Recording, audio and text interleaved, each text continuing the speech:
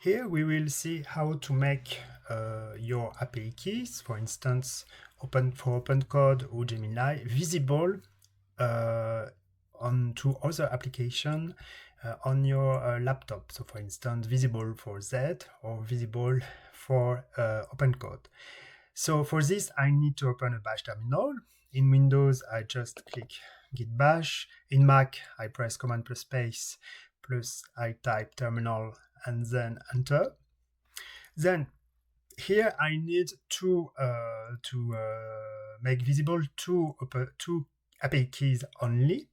So I have this specific syntax that starts by setX. This is a command to make the variable visible.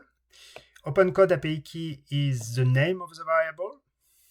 So here it's the name of the API key for Opencode. And this string is the value of the key that you got from the provider website. So here it's from the provider Opencode. So you copy paste this command.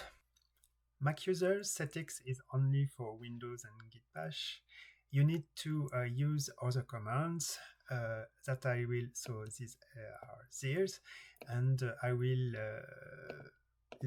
leave them in the description of the video. You tap enter, and it's okay. Then I have another key to make visible for Gemini.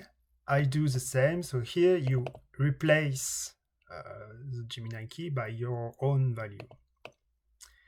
I copy paste. And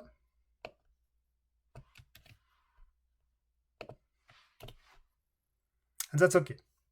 And so you can do this also for other API key. You just need to replace the name of the variable. So to replace Gemini API key, for instance, by OpenAI API key or Anthropic API key if it's for ChatGPT or Claude. And of course, change the value of your API key. An API key of a certain provider won't work for another provider. That's it.